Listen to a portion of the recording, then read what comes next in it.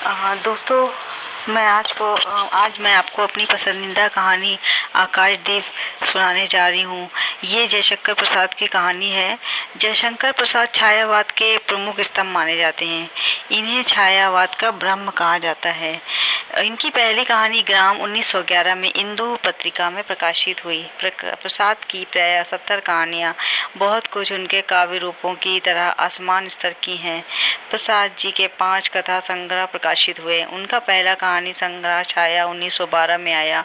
उसके बाद प्रतिध्वनि 1926 में आया, आकाशदीप 1929 में, आंधी 1931 में तथा इंद्रजाल 1936 में प्रकाशित हुआ।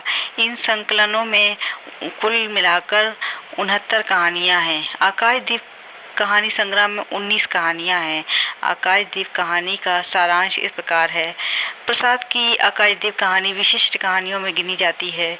इस कहानी में एक असफल प्रेम कहानी को अत्यंत मार्मिक ढंग से उकेरा गया है। प्रसाद स्वयं आदर्शवादी कवि माने जाते हैं। उनकी यही आदर्शवादिता हमें आकाशदीप कहानी में देखने को मिलती है। और आकाशदीप कहानी में जयशंकर प्रसाद की स्वच्छंदतावादी दृष्टि भी अभिव्यक्त हुई है। यह नायिका प्रधान प्रेम कहानी है। इसमें समुद्री जीवन को ऐतिहासिक परिवेश में चित्रित किया गया है और कहानी नाव में बंदी जनों से शुरू होती है, जहां कहानी की नायिका चंपा सहित कुछ जलदस्यु मणिभद्र द्वारा बंदी बने होते हैं। कुछ ही देर बाद बंदी खुद को मुक्त कर लेते हैं। मुक्ति का श्रेय जलदस्यु बुधगुप्त को जाता है। चंपा गुप्त को अपने पिता का हत्यारा समझती है। चंपा अपने कर्तव्यों के सामने प्रेम का बलिदान कर देती है। आजीवन समुद्री के दस्युओं को प्रकाश के लिए दीप प्रज्वलित करती है। आकाशदीप कहानी के पात्र हैं चंपा। ये मुख्य पात्र है जो जानवी के तट पर चंपा नगरी की एक क्षत्रिय बालिका है। बुधगुप्त कहानी का नायक है जो ताम्रलिप्ति का एक क्षत्रिय है। वो बहादुर और वीर पुरुष है। इसने चंपा और स्वयं को मणिभद्र के चंगुल से आजाद कराता है। ये मुख्यतः जलदस्यु है जिसका काम समुद्र में आने वाली जहाजों को लूटना होता है। मणिभद्र कहानी का खलनायक है जिसने चंपा और बुधगुप्त को बंदी बना लिया है। जया आदिवासी युवती एक सहायक पात्र है जो अधिकांश समय चंपा के साथ रहती है। अब मैं आपको कहानी विस्तार से सुनाने जा रही हूँ जो कि जयशंकर प्रसाद ने लिखी है। कहानी का पहला भाग। बंदी क्या है, सोने दो। मुक्त होना चाहते हो? अभी नहीं, निद्रा खुलने पर। चुप रहो, फिर अवसर न मिलेगा। बड़ा शीत है, कहीं से कंबल डालकर कोई शीत मुक्त करता। आंधी की संभावना है, यही अवसर है। आज मेरे बंधन शिथिल हैं। तो क्या तुम भी बंदी हो? हाँ, धीरे बोलो। इस नाव पर केवल 10 नाविक और प्रहरी हैं। शस्त्र मिलेगा? मिल जाएगा। पोत से संबद्ध रज्जू काट सकोगे? हाँ। समुद्र में हिलोरें उठने लगी। दोनों बंदी आपस में टकराने लगे। पहले बंदी ने अपने को स्वतंत्र कर लिया, दूसरे का बंधन खोलने का प्रयत्न करने लगा। लहरों के धक्के एक दूसरे को स्पर्श से पुलकित कर रहे थे। मुक्ति की आशा, स्नेह का असंभावित आलिंगन, दोनों ही अंधकार से मुक्त हो गए। दूसरे बंदी ने हर्षातिरेक से उसको गले से लगा लिया। सहसा उस बंदी ने कहा, ये क्या, तुम स्त्री हो? क्या स्त्री होना कोई पाप है? अपने को अलग करते हुए स्त्री ने कहा, शस्त्र कहाँ है? तुम्हारा नाम? चंपा। तारखचित नील अंबर और समुद्र के आकाश में पवन उधम मचा रहा था। अंधकार से मिलकर पवन दुष्ट हो रहा था। समुद्र में आंदोलन था। नौका लहरों में विकल थी। स्त्री सतर्कता से लुढ़कते हुए बंदी के समीप पहुंच गई। सहसा पोत से पंथ प्रदर्शक ने चिल्लाकर कहा, आंधी। आपत्ति सूचक तुर्य बजने लगा। सब सावधान होने लगे। बंदी युवक उसी तरह पड़ा रहा। किसी ने रस्सी पकड़ी, कोई पाल खोल रहा था, पर युवक बंदी ढुलक कर उस रज्जू के पास पहुंचा जो पोत से संलग्न थी। तारे ढक गए, तरंगे उद्वेलित हुई, समुद्र गरजने लगा। भीषण आंधी पिशाचिनी के समान नाव को अपने हाथों में लेकर कंदुक कीड़ा और अट्टहास करने लगी। एक झटके के साथ ही नाव स्वतंत्र थी। उस संकट में भी दोनों बंदी खिलखिलाकर हंस पड़े। आंधी के हाहाकार में उसे कोई न सुन सका। अब दूसरा भाग। अनंत जल निधि में ऊषा का मधुर आलोक फूट उठा। सुनहरी किरणों और लहरों की कोमल सृष्टि मुस्कुराने लगी। सागर शांत था। नाविकों ने देखा, पोत का पता नहीं, बंदी मुक्त है। नायक ने कहा, बुद्धगुप्त, तुमको मुक्त किसने किया? कृपाण दिखाकर बुद्धगुप्त ने कहा, इसने। नायक ने कहा, तो तुम्हें फिर बंदी बनाऊंगा। किसके लिए? पोताध्यक्ष मणिभद्र अतः जल में होगा नायक, अब इसे नौका का स्वामी मैं हूँ। तुम जलदस्यु बुधगुप्त? कदापि नहीं, चौंक कर नायक ने कहा। अपना कृपाण टटोलने लगा। चंपा ने इसके पहले उस पर अधिकार कर लिया था। वह क्रोध से उछल पड़ा। तो तुम द्वंद्व युद्ध के लिए प्रस्तुत हो जाओ, जो विजयी होगा वह स्वामी होगा। इतना कहकर बुधगुप्त ने कृपाण देने का संकेत किया। चंपा ने कृपाण नायक के हाथ में दे दिया। भीषण घात प्रतिघात आरंभ हुआ। दोनों कुशल, दोनों त्वरित गति वाले थे। बड़ी निपुणता से बुधगुप्त ने अपना कृपाण दांतों से पकड़कर दोनों हाथ स्वतंत्र कर लिए। चंपा भय और विस्मय से देखने लगी। नाविक प्रसन्न हो गए, परंतु बुधगुप्त ने लाघव नायक का कृपाण वाला हाथ पकड़ लिया और विकट हुंकार से दूसरा हाथ कटी में डाल उसे गिरा दिया। दूसरे ही क्षण प्रभात की किरणों में बुधगुप्त का विजयी कृपाण हाथों में चमक उठा। नायक की कातर आंखें प्राण भिक्षा मांगने लगी। बुधगुप्त ने कहा, बोलो, अब स्वीकार है कि नहीं? मैं अनुचर हूँ, वरुण देव की शपथ, मैं विश्वासघात नहीं करूँगा। बुधगुप्त ने उसे छोड़ दिया। चंपा ने युवक जलदस्यु के समीप आकर उसके क्षतों को अपनी स्निग्ध दृष्टि और कोमल करों से वेदना विहीन कर दिया। बुधगुप्त के सुगठित शरीर पर रक्त बिंदु विजय तिलक कर रहे थे। विश्राम लेकर बुधगुप्त ने पूछा, हम लोग कहाँ होंगे? बाली द्वीप से बहुत दूर, संभवतः एक नवीन द्वीप के पास, जिसमें अभी हम लोगों को बहुत कम आना जाना होता है। सिंघल के वणिकों का वहाँ प्रधान है। कितने दिनों में हम लोग वहाँ पहुँचेंगे? अनुकूल पवन मिलने पर 2 दिन में। तब तक के लिए खाद्य का अभाव न होगा। सहसा नायक ने नाविकों को डांड लगाने की आज्ञा दी। स्वयं पतवार पकड़कर बैठ गया। बुधगुप्त के पूछने पर उसने कहा, यहाँ एक जलमग्न शैलखंड है, सावधान न रहने से नाव टकराने का भय है। तीसरा भाग। तुमने इन लोगों को बंदी क्यों बनाया? वणिक मणिभद्र की पाप वासना ने। तुम्हारा घर कहाँ है? जाह्नवी के तट पर, चंपा नगरी की एक छत्री बालिका हूँ। पिता इसी मणिभद्र के यहाँ प्रहरी का काम करते थे। माता का देहावसान हो जाने पर मैं भी पिता के साथ नाव पर रहने लगी।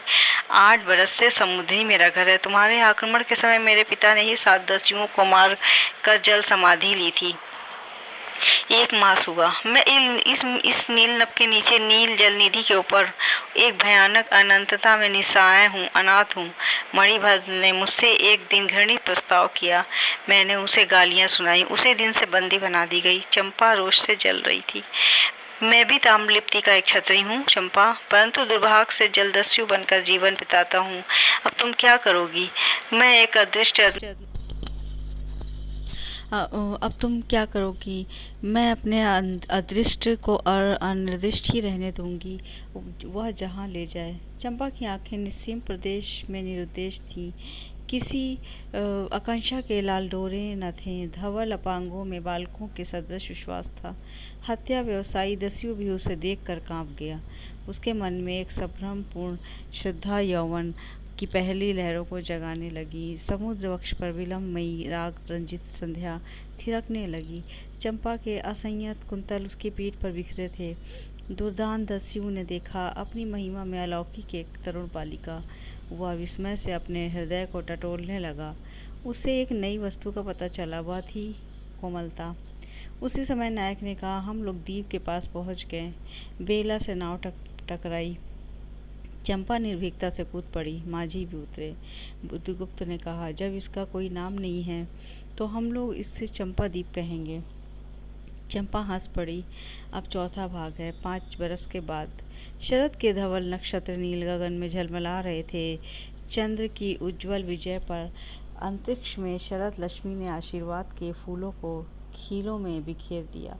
चंपा के उच्च सौध पर बैठी हुई तरुणी चंपा दीपक जला रही थी। बड़े यत्न से अभ्रक की मंजूषा में दीप धरकर उसने अपनी सुकुमार उंगलियों से डोरी खींची।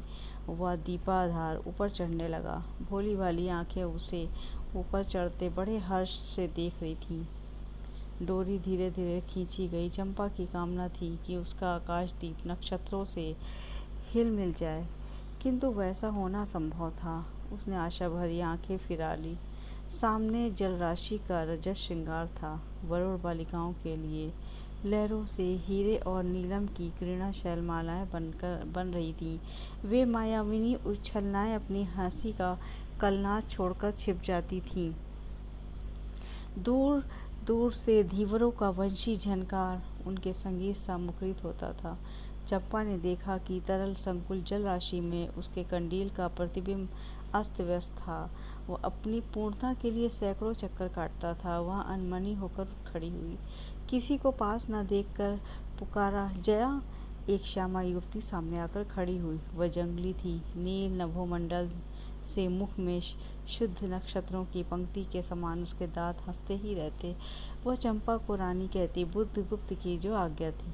महानाविक कब तक आवेंगे? बाहर पूछो तो, चंपा ने कहा। जया चली गई। दूरागत पवन चंपा के अंचल में विश्राम लेना चाहता था। वह हृदय में गुदगुदी हो रही थी। आज न जाने क्यों वह बेसुध थी। वह दीर्घकाल दृढ़ पुरुष ने उसकी पीठ पर हाथ रख चमत्कृत कर दिया। उसने फिर कर कहा, बुद्धगुप्त, बावली हो क्या यहाँ बैठी हुई? अभी तक दीप जला रही हो? तुम्हें यह काम करना है? निधिशाही अनंत की प्रसन्नता के लिए क्या दासियों से आकाश दीप जलवाऊं? हंसी आती है। तुम किसको दीप जलाकर पद दिखलाना चाहती हो?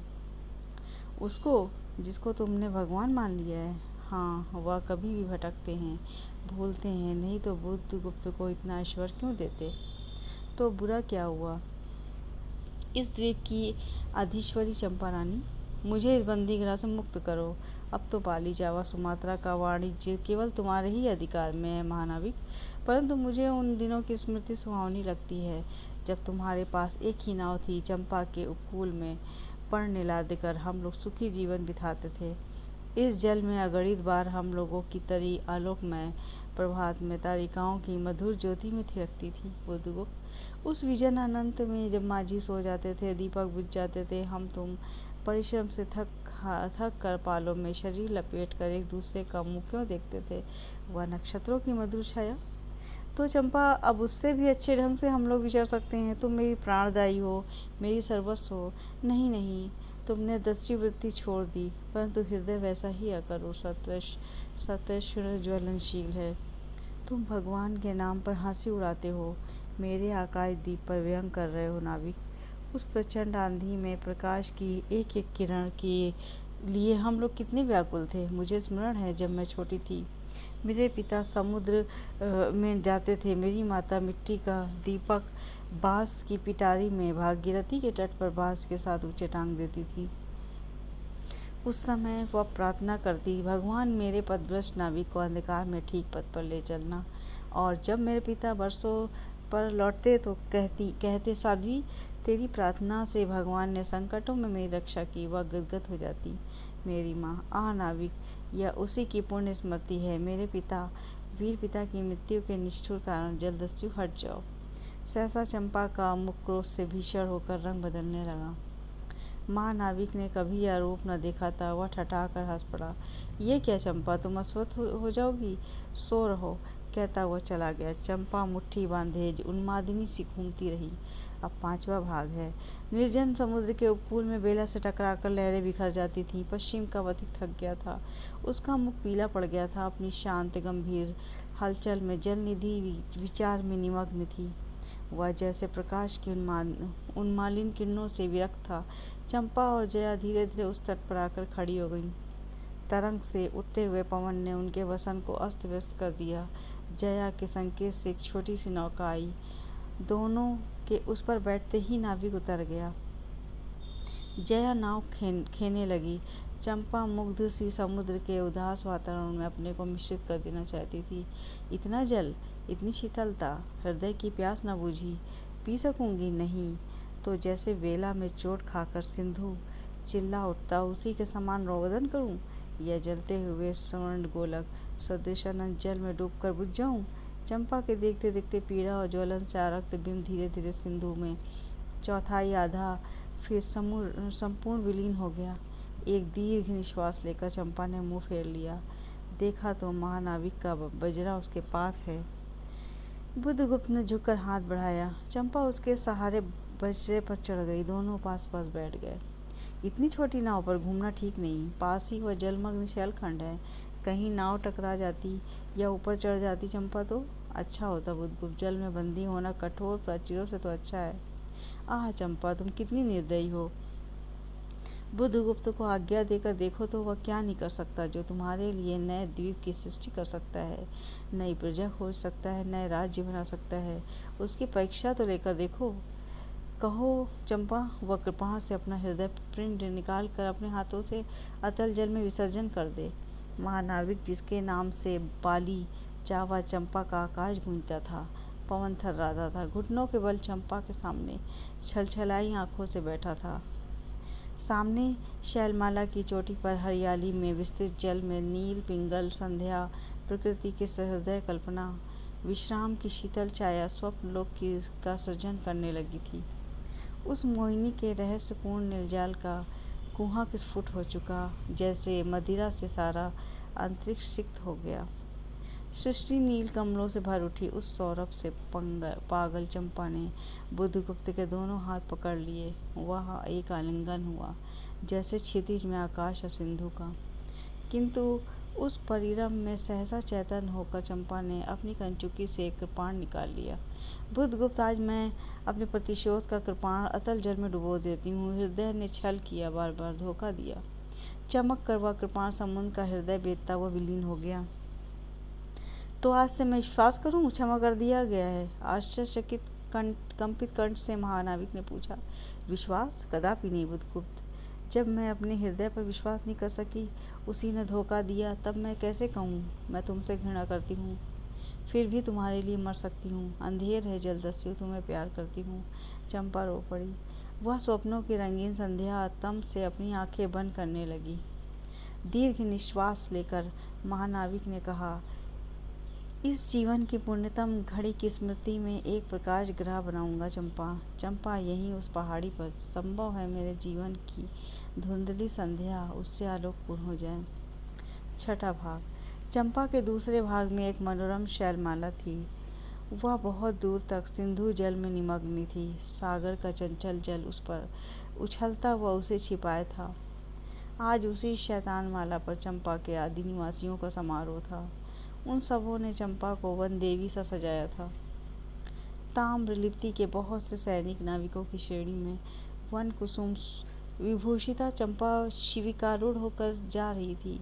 शैल के एक ऊंचे शिखर पर चंपा के नाविकों को सावधान करने के लिए सुदृढ़ दीप स्तंभ बनवाया गया था। आज उसी का महोत्सव है। बुद्धगुप्त स्तंभ के द्वार पर खड़ा था। शिविका से सहायता देकर चंपा को उसने उतारा। दोनों ने भीतर पदार्पण किया था कि बांसुरी और ढोल बजने लगे। पंक्तियों में कुसुम भूषण से सजी वनमालाएं फूल उछालती हुई नाचने लगी। दीप स्तंभ की ऊपरी खिड़की से यह देखती हुई चंपा ने जया से पूछा, ये क्या है जया? इतनी बालिकाएं कहाँ से बटोर लाई? आज रानी का ब्याह है ना? कहकर जया ने हंस दिया। बुद्धगुप्त विस्तृत जल निधि की ओर देख रहा था। उसे झकझोरकर चंपा ने पूछा, यह क्या है? सच है? यदि तुम्हारी इच्छा हो तो सच भी हो सकता है चंपा। कितने वर्षों से मैं ज्वालामुखी को अपनी छाती में दबाया हूँ। चुप रहो नाविक, क्या मुझे निस्सहाय और कंगाल जानकर तुमने आज सब प्रतिशोध लेना चाहा? मैं तुम्हारे पिता का घातक नहीं हूँ चंपा। वह एक दूसरे दस्यु के शस्त्र से मरे। यदि मैं इसका विश्वास कर सकती बुद्धगुप्त, वह दिन कितना सुंदर होता, वह क्षण कितना स्मरणीय। आह, तुम इस निष्ठुरता में भी कितने महान होते हैं। जया नीचे चली गई। स्तंभ के संकीर्ण प्रकोष्ठ में बुद्ध और चंपा एकांत में एक दूसरे के सामने बैठे थे। बुद्धगुप्त ने चंपा के पैर पकड़ लिए। उच्छ्वसित शब्दों में वह कहने लगा, चंपा, हम लोग जन्मभूमि भारतवर्ष से कितनी दूर इन निरीह प्राणियों में इंद्र और शची के समान पूजित हैं, पर न जाने कौन अभिशाप हम लोगों को अभी तक अलग किए है। स्मरण होता है वह दार्शनिकों का देश है, वह महिमा की प्रतिमा। मुझे वह स्मृति नित्य आकर्षित करती है, परंतु मैं क्यों नहीं जाता? जानती हो, इतना महत्व प्राप्त करने पर भी मैं कंगाल हूँ। मेरा पत्थर सा हृदय एक दिन सहसा तुम्हारे स्पर्श से चंद्रकांत मणि की तरह द्रवित हुआ। चंपा, मैं ईश्वर को नहीं मानता, मैं पाप को नहीं मानता, मैं दया को नहीं समझ सकता, मैं उस लोक में विश्वास नहीं करता, पर मुझे अपने हृदय के एक दुर्बल अंश पर श्रद्धा हो चली है। तुम न जाने कैसे एक बहकी हुई तारिका के समान मेरे शून्य में उदित हो गई हो। आलोक की एक कोमल रेखा इस निवृत्तम में मुस्कुराने लगी। पशु बल धन के उपासक के मन में किसी शांत और एकांत कामना की हंसी खिलखिलाने लगी, पर मैं हंस न सका। चलोगी चंपा? पोतवाहिनी पर असंख्य धनराशि लाद कर राजा रानी सी जन्मभूमि के अंक में आज हमारा परिणय हो। कल ही हम लोग भारत के लिए प्रस्थान करें। महानाविक बुद्धगुप्त की आज्ञा सिंधु की लहरें मानती हैं। वे स्वयं उस पुत्र पुंज को दक्षिण पवन के समान भारत में पहुंचा देंगी। आह चंपा चलो। चंपा ने उसके हाथ पकड़ लिए। किसी आकस्मिक झटके ने एक पल के लिए दोनों के अधरों को मिला दिया। सहसा चैतन्य होकर चंपा ने कहा, बुद्धगुप्त, मेरे लिए सब भूमि मिट्टी है, सब जल तरल है, सब पवन शीतल है। कोई विशेष आकांक्षा हृदय में अग्नि के समान प्रज्वलित नहीं। सब मिलाकर मेरे लिए एक शून्य है। प्रिय नाविक, तुम स्वदेश लौट जाओ विभवों का सुख भोगने के लिए और मुझे छोड़ दो इन निरीह भोले भाले प्राणियों के दुख की सहानुभूति और सेवा के लिए। तब मैं अवश्य चला जाऊंगा चंपा। यहाँ रहकर मैं अपने हृदय पर अधिकार रख सकूं, इसमें संदेह है। आह, उन लहरों में मेरा विनाश हो जाए। महानाविक के उच्छ्वास में विकलता थी। फिर उसने पूछा, तुम अकेली यहाँ क्या करोगी? पहले विचार था कि कभी कभी इस दीप स्तंभ पर से आलोक जलाकर अपने पिता की समाधि का इस जल से अन्वेषण करूंगी, किंतु देखती हूँ मुझे भी इसी में जलना होगा, जैसे आकाशदीप। 7वां भाग। एक दिन स्वर्ण रहस्य के प्रभात में चंपा ने अपने दीप स्तंभ पर देखा। सामुद्रिक नावों की एक श्रेणी चंपा का उपकूल छोड़कर पश्चिम उत्तर की ओर महाजल व्याल के समान संतरण कर रही है। उसकी आंखों से आंसू बहने लगे। यह कितनी ही शताब्दियों पहले की कथा है।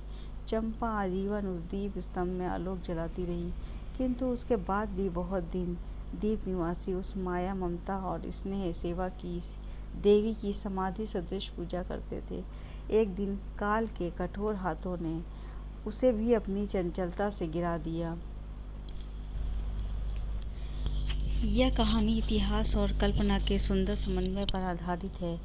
भाषा संस्कृत शब्दावली से युक्त साहित्यिक भाषा है। कहानी का उद्देश्य देश प्रेम और मानव प्रेम के आदर्शों को स्पष्ट करता है। सुरेंद्र चौधरी कहते हैं, आकाशदीप कहानी के संगठन को अनिवार्यत क्रेप स्कूलर मानते हैं। लक्ष्मी नारायण लाल, चरम सीमा की यह कलात्मक प्रवृत्ति हमें प्रसाद के प्रथम काल की कहानियों में ही मिलने लगती है। राजेंद्र यादव के अनुसार उनकी आकाशदीप, पुरस्कार, व्रतभंग, देवव्रत इत्यादि कहानियाँ प्रायः व्यक्तिगत भावना और स्थापित नैतिकता का द्वंद्व सामने रखती हैं। वहाँ विकल्प भावना और कर्तव्य का है। कभी यह कर्तव्य राष्ट्र प्रेम, कभी मठ मर्यादा और कभी पारिवारिक शत्रुता के निर्वाह का है। इस द्वंद्व में छटपटाती और उसमें कर्तव्य की ओर झुकती हुई उनकी कहानियों की नायिकाएं अक्सर उस मानसिक स्थिति का शिकार हैं जिसे मनोविज्ञान में एम्बिवेलेंसी कहते हैं, अर्थात एक ही व्यक्ति या वस्तु के प्रति प्यार घृणा की समान तीव्र भावना का होना।